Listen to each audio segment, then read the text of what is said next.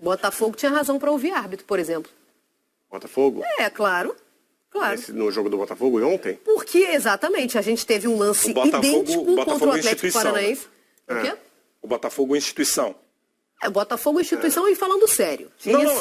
Também, porque o Marlon Freitas ontem no intervalo do jogo, ele dá uma entrevista que para mim não tem sentido nenhum. Não, tô falando... Mas o Botafogo instituição tem sentido total para reclamar, porque pelo terceiro jogo, contra Fluminense, contra Vasco e agora contra Cuiabá, tivemos lances parecidos e os jogadores adversários do Botafogo não foram expulsos em lances de critério em que tem que ser expulso. Tá, deixa eu chamar a reportagem aqui, que aliás hoje a gente tem assunto a dar com pau, isso é o 9h25, e depois eu vou fazer essa comparação aí, voltando lá no jogo do Botafogo com o Atlético Paranaense. Mas o Botafogo venceu, tá na cola do líder Flamengo, venceu o Cuiabá, hein, na Arena Pantanal. Neste momento é o vice-líder, vai secar o Palmeiras hoje.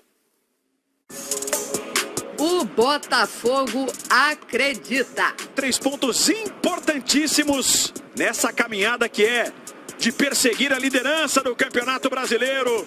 O time dormiu na vice-liderança e para seguir lá precisa secar o Palmeiras hoje. E nós temos feito uma boa campanha com bons resultados e neste jogo mostramos mais uma vez que somos capazes e, portanto, vencemos bem. E como não confiar que o time pode brigar pelo título quando faz um gol já no comecinho do jogo? Cauê pro Botafogo! Uma bela finalização de Cauê! O Cuiabá também começou forte, com o Isidro Pita. E teve a chance do Matheus Alexandre também. Espalma, John! A recompensa do Cuiabá apareceu no fim do primeiro tempo. Pênalti marcado depois da revisão do VAR. Tá confirmado o pênalti. Empurrão de Lucas Alter em Isidro Pita. E o Pita empatou. É mais um do artilheiro, o Viking do Dourado. Isidro Pita pro Cuiabá. A virada só não aconteceu na largada do segundo tempo, porque o Cleison errou esse gol feito. Pra fora a bola! O Botafogo segurou a pressão e quando teve a chance, decidiu. Mateu Ponte fez o gol da vitória. Vira o Botafogo na Arena Pantanal. O gol é do garoto, o gol é do uruguaio, é de Mateu Ponte. Muito feliz pelo segundo gol nesse clube que estou muito agradecido, né? E agradecer também para a gente que acredita em mim, né? Jogo a jogo, quando tem oportunidade, sempre aproveitar. Acaba por ser injusto este resultado para aquilo que nós fizemos ao longo dos 90 minutos, as oportunidades, a posse de bola, a circulação que nós tivemos. E eu destaco sempre aquilo que é o coletivo, uma vitória da equipa, uma vitória importante para nós, naquilo que é o nosso caminho, mais 3 pontos somados, mais um jogo fora ganho, onde é sempre muito difícil. O Botafogo está 3 pontos atrás do Flamengo, o líder. 3 pontos que fazem a torcida acreditar.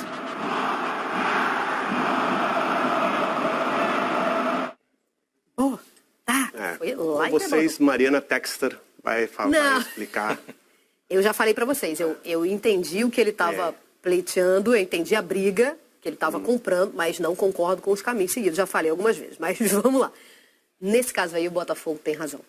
Porque houve um lance idêntico, e daqui a pouco a gente vai chegar no jogo do Flamengo, dentro do mesmo jogo, 2 lances idênticos tratados de maneira diferente, tá? É o lance do Felipe Augusto, né, que a gente está falando. É o quê? É o lance do Felipe Augusto que ele pisa no Gregory. Esse jogo. No caso do Botafogo? É. Não, eu ia falar do empurrão. No jogo do Atlético Paranaense. Mas foi a mesma coisa, gente, que a gente viu ontem. Então, pra mim, esse tipo de empurrão, pelo amor de Deus. Pelo amor de Deus, sim ou não? Sim. Que é pênalti. O jogador tá... Não, e assim, no caso de ontem, o Lucas Alter, é uma falta de inteligência dele, né? Porque assim, a bola nem tava indo pra aquele combate, pra aquele lance. O cruzamento foi na diagonal pra trás, ele vai e empurra, assim... Ainda teve... Eu só quero dizer que a falta, o contato, o impacto, foi o mesmo. A gente já tinha visto isso num outro jogo e nada foi marcado. Tivemos um lance do Léo Pereira, marcado pênalti, assim, sim... Semelhante, vai. Não tem nada igual, né? Eu que sou pai de trigêmeos, posso dizer para vocês lugar de fala. que nada é igual. Tudo é muito diferente, tem semelhança só. Esse lance é um lance Não sei, o que acontece com o zagueiro? Meu Deus do céu. Não, e o que acontece com o árbitro, que precisa ser chamado para ver isso? Ah, mas isso aí tá direto, tá direto. Porque pênalti Diógenes José Padovani, isso, aliás, ele tá de frente péssimo árbitro. Eu até acho que ele tá olhando pro lado, tá? Então, vou quebrar o galho dele. Dá um desconto. Vou dar um desconto e aí o VAR pegou, porque é um empurrão muito claro. Assim, não tá brigando por espaço, colocando a mão nas costas para manter um distanciamento. Assim, tem que conversar com ele. O técnico tem que bater um papo com o Lucas Alter. E aí, Mário, só rapidinho para explicar aquela interpretação que eu fiz lá no início, a arbitragem do Diógenes ontem dá margens para qualquer tipo de interpretação ou de movimento de teoria da conspiração, porque realmente, vendo tudo que aconteceu no jogo ontem, esse é o lance do Felipe Augusto que eu tô vendo no pisão do Gregory. Teve ainda a cotovelada que o Eduardo toma e sangra. Mas assim, e são motivos para reclamar. O pênalti, de verdade, para mim não há debate. Não. E aí quando o Marlon Freitas sai e dá aquela declaração, é uma declaração que vai de contra todas as reclamações justas do Botafogo. Que ele fala, a gente tem que lutar contra o sistema, porque eu nem sei se foi pênalti. Bom, então ele está deixando a condicional, porque ele não deve ter visto o lance, obviamente que ele estava saindo de campo. Então, eu acho que a atitude do Arthur Jorge, por exemplo, na coletiva, foi mais justa e condiz com o que é o Botafogo e o tamanho do Botafogo. Venceu, não vou falar de arbitragem, foi prejudicado, ele sabe que foi prejudicado ontem, foi prejudicado mais uma vez, assim como foi contra o Fluminense, que o Martinelli não foi expulso, assim como foi contra o Vasco, que o Hugo Moura não foi expulso, em lances parecidíssimos, de solada na canela, se tem intenção ou não. O critério da arbitragem, que aqui no futebol brasileiro cada árbitro acaba puxando o seu critério, e critérios diferentes para lances parecidíssimos, mas quando a gente vê esse tipo de lance de solada na altura, abaixo do joelho, canela e sangrando e fazendo esse tipo de corte, é para expulsão no VAR. Foram 3 lances seguidos com o Botafogo, e a gente está vendo agora mais uma vez o do Felipe Augusto no Gregory, e nenhum dos 3 o jogador foi expulso. E aí o Botafogo tem sim motivos e tem sim que reclamar. Mas agora no caso do pênalti, não. O problema é a fala, vamos lutar contra o sistema, que é um papo furado. Papo furado de quem? Papo furado usado pelo Palmeiras também, daquela outra vez. Então, mas sabe o que eu vejo? Eu concordo, tá? Todo mundo vem com esse papinho de sistema aí, eu já desqualifico, tá? E isso é que eu ia falar, sabe por quê?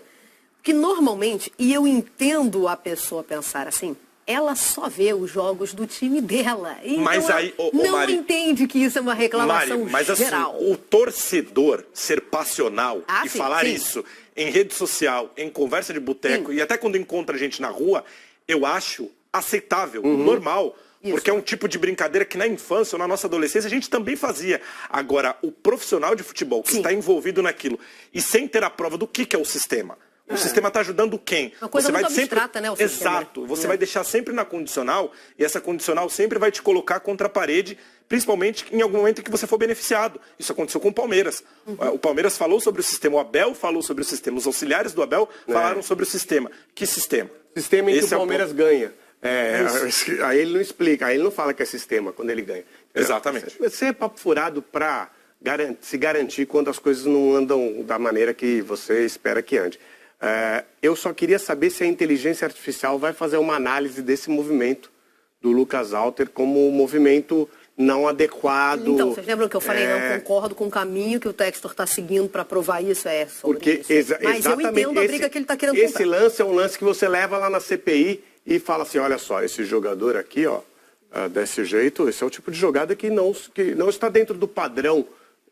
Não está mesmo, você não vê jogadas assim no dia a dia. Mas um jogador eventualmente pode, assim como aconteceu com o Léo Link, ser inexperiente o suficiente, eu não quis usar também o termo do Léo Link, ser inexperiente o suficiente para fazer esse tipo de jogada e prejudicar e podia ter colocado o Botafogo numa situação... Podia ter condicionado o jogo ali, né? Bem difícil. A gente até agora não falou de campo e bola, né? Mas para puxar esse gancho que o Lofredo trouxe, o John fez uma partidaça. Se não fosse ele também, o Botafogo estaria condicionado a uma derrota. Mais uma. Porque não foi um bom jogo do Botafogo. O Botafogo já jogou melhor.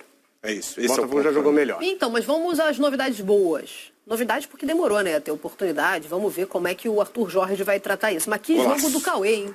O Cauê demorou a entrar no time também porque ele teve problemas extra-campo. Mas já tinha voltado depois desse mas ele teve problema que deu uma atrasada aí Tá certo você, mas já tinha voltado. Ele, na verdade, entrou, ele fez 10 minutos contra o Vasco. E acaba com o que eu tenho gostado no Botafogo, é como o técnico encontra alternativas para jogar de diversas maneiras, que eu acho que é assim que se joga futebol, principalmente num campeonato de 38 rodadas. Você tem uma ideia de jogo, você coloca aquela ideia de jogo, desenvolve aquela ideia de jogo, mas você tem 2, 3, 4 alternativas para poder jogar quando as coisas não saem adequadas, quando você não tem os jogadores para aquela sua ideia principal. E o Arthur Jorge faz isso, o Tite também faz, não à toa. O Abel é o que mais faz, inclusive, já faz há muitos anos. Né? E os 3 estão lá em cima no Campeonato Brasileiro. Claro, eles têm elenco, têm jogadores para trabalhar, mas eles têm criatividade, eles têm times treinados, mesmo com pouco tempo, para diversas maneiras de jogo, e jogadores que conseguem se adaptar a essas diversas maneiras. Então, eles são os líderes do campeonato. E a maior prova de que um time vai brigar pelo título é quando ele não joga bem ou não joga aquilo que se espera dele, e mesmo assim ele consegue uma vitória importantíssima fora de casa em um estádio que poucos times que vão visitar o Cuiabá vão conseguir arrancar pontos do Cuiabá na Arena Pantanal. Então, acho que é mais uma demonstração de que o Botafogo vai sim brigar até o fim. E para falar um pouquinho do Cuiabá, eu coloco o Pita também naquela nossa lista, tá? O Pita, o Juventude pegou ali meio do nada, estava na segunda divisão da Espanha, e o Cuiabá foi lá e pegou no Juventude, perdeu um gol, que poderia ter colocado o Cuiabá numa situação boa, mas é um jogador que dá muito trabalho para a defesa adversária. Principalmente a do Botafogo, né? 5 jogos e 5 gols no Botafogo. Né? Por um valor de mercado muito baixo. Então, assim, querendo gastar dinheiro para todo mundo ganhar dinheiro, aí tem mais ainda. Um ponto, só para a gente encerrar aqui a discussão do Botafogo, que eu venho batendo há algum tempo, essa intensidade do Botafogo cobra uma conta, que eu acho que vai ser muito bem paga quando esses reforços estrearem. Vai ser menos sentida, digamos assim.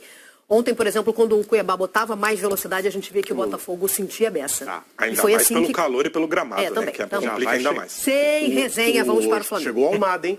Hoje, hein? Chegou no Rio de Janeiro, o homem chegou aí. Já tá no Rio de Janeiro. Campeão do mundo. Respeito. E já vai para Paris, né? Olha lá.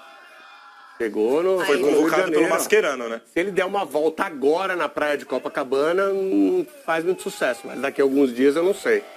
Eu não me lembro quando que um time brasileiro contratou um campeão mundial com menos de 2 anos de diferença da conquista do título para atuar no futebol brasileiro. Romário. Não, então, mas olha o quanto tempo. Não, mas é que você falou que você não lembra. Ah, não, estrangeiro. Não, mas é que você não lembra quando foi a última vez, a gente teve o Romário em 95. Sim, mas olha o tanto de tempo que demorou. 30 anos se passar. E acho que o nível de investimento do Botafogo é ainda mais alto. Para mim, o único ponto a lamentar os dois é que o Almada foi convocado pelo Mascherano, vai para Paris daqui a 2 semanas e vai jogar pouco tempo, porque em janeiro ele já vai para o Lyon, né? Isso faz parte do acordo. Mas assim... Enquanto tiver aqui, vai somar. Exatamente. Vai disputar o título, e outra coisa, brasileiro. Negócio aí de ser usado como crítica, e eu entendo, principalmente quando vem de torcedores rivais, porque acaba sendo, né, uma maneira de provocar, e tá difícil provocar o Botafogo do jeito que tá subindo.